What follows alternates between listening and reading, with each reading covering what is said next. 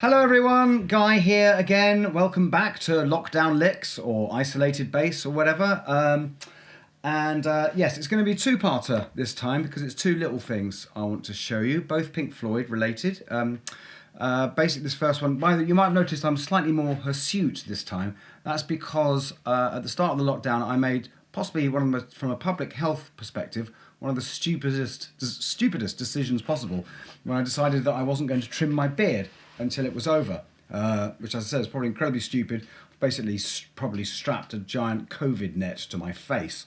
But I hope we're all doing okay now, as everything's really starting to bite. I think pretty much everyone's been touched by it now. Either you've had it, you know someone who had it, you've lost someone to it, in which case my heart goes out to you. And again, big thanks to all those people who are working hard to keep us safe, keep us fed, keep the lights on. Whatever, and everyone who's just kind of, helping everyone else out. And so keep doing it. This is a time for unity, people. Yes, with or without our governments. So, what we got today? One slip. Yes, thanks, you bastards. This was by far the most requested thing, and it's something I really didn't want to do. A, because I don't think I've actually slapped a bass since, I think the last recorded instance was on Top of the Pops in 1997 with the Power Station. But it's a little break solo thing. Also, it's something that's not actually mine. It's basically a little sort of solo thing I do over something that Tony Levin actually played on a Chapman stick on the album, Momentary Lapse of Reason. But it became a sort of little break thing of mine, and for some reason it seems to be incredibly popular. Lots of people asked me to do it, so I'm going to do it. And the way I used to do this, the way I described it in my book, was that I basically turn all my effects on and hope for the best. Because I'm trying to copy a Chapman stick, which of course you can't do. And it was done on this, you'll see. It's also about the only bit of my bass playing that survived unscathed in the later years box set, where for some reason they decided to edit all my solos and tasty fills out. But hey, there you go. So yes, it was played on the Spectre. And I basically, for the purposes of this, I was basically going through a phaser, a chorus, maybe two choruses, two compressors. So it's basically anything that's swirly and nice. And because lots of people ask about my gear. I mean, at the time I had this super fancy Trace Elliot MP11 MIDI preamp, which was, it had a foot controller and you could pre-program all your EQs on it, although not your input level or output level. I think it was only me and Mark King who were stupid enough to get them. Not stupid enough, I mean, it was a great thing. And there's octave pedal, obviously, on a bit of the song. I'll play that at the end of the break. And other than that, what is there to say? Except, thanks a lot. I mean, I've actually got a slight bit of arthritis in my thumb now, so it does actually hurt to do this. So I hope you appreciate that I'm putting myself into proper physical pain in order to bring this to you. So here we go, the break from One Slip in C.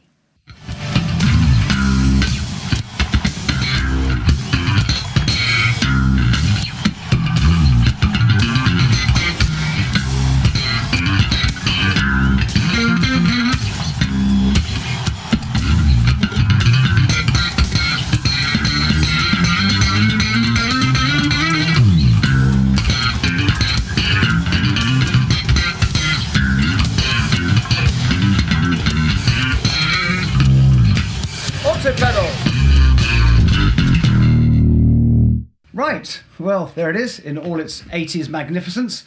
Let's slow it down a bit, shall we? I'll take you through it. It's pretty straightforward, just blues box stuff. And it's in C, which is not a key. I think you'll find that 98.7% of all songs that involve slap playing are written in E. So this is quite a rarity, being in C. Although it is a key that David likes. Although it was actually co-written by my dear friend Phil Manzanera. So nice one, Phil. So it's in C, which is actually quite a conventional key for him, because as anyone who's worked with Brian Ferry will know, things tend to be in E flat. Anyway, I digress. So how does it go?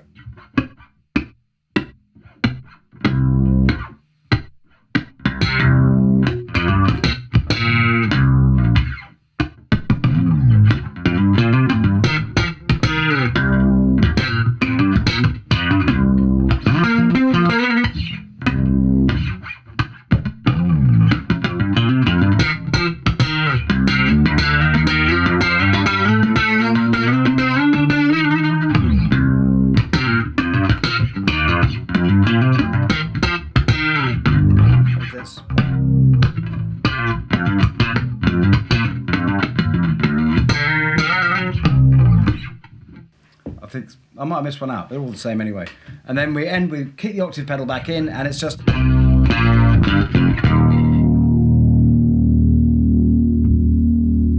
Right, the second part of this instalment is a song that's particularly dear to my heart, Wearing the Inside Out.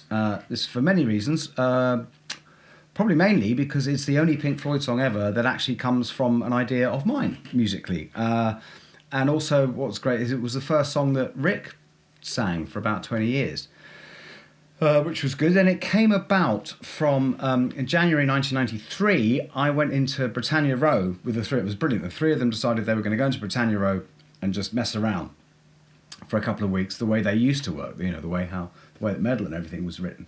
And so I got asked to come in, and I felt kind of in the way a lot of the time and was always playing too much, you know, the usual. Also, it was slightly awkward because I'd actually just got back from a fantastic 3-week holiday in Mexico, going around all the Mayan ruins with Rick's daughter, so Gala. So that made things slightly awkward, and of course, you know, it all gets very playgroundy with bands, and so Rick was being teased terribly.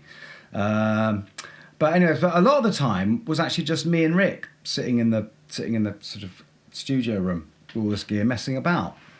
And and this came from a very conscious idea I had, which is that I wanted to, rather than just coming up with a bass line or something, I was thinking there's so many sort of great Pink Floyd things which are about using the bass in an unconventional way, either using delay or sort of different strings or chords. You know, I mean, Roger was always fantastic at that.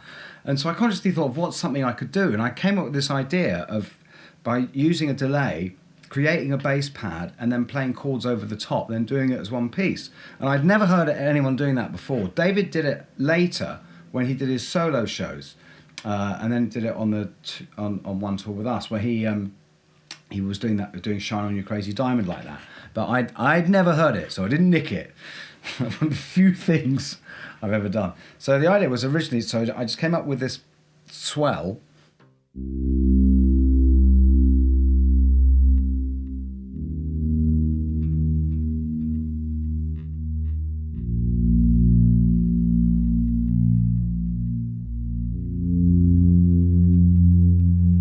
And then just added simple harmonic chords.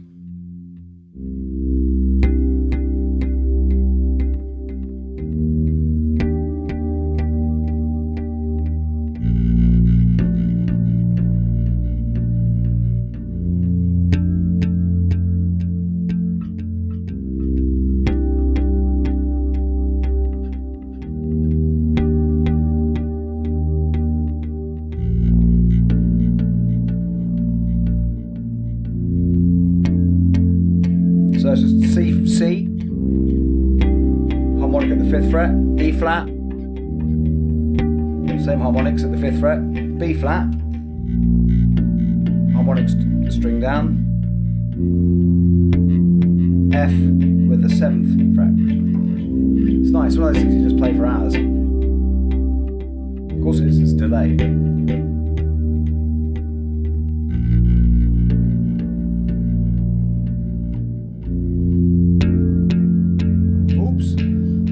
Anyway, there it is. And actually I'm playing it on this Status, which is actually my other signature bass, the Status GP Vintage, which has served me very well. I'm using this because it's probably the nearest thing to what I would have been playing that on, because again, any bright toppy things I tended to use Status for if I wasn't using the Spectre, because it has a graphite neck and it's active, so it's nice and bright. And I was playing a Status 5-string at the time. 5-string. But anyway, there it is. So have fun with that.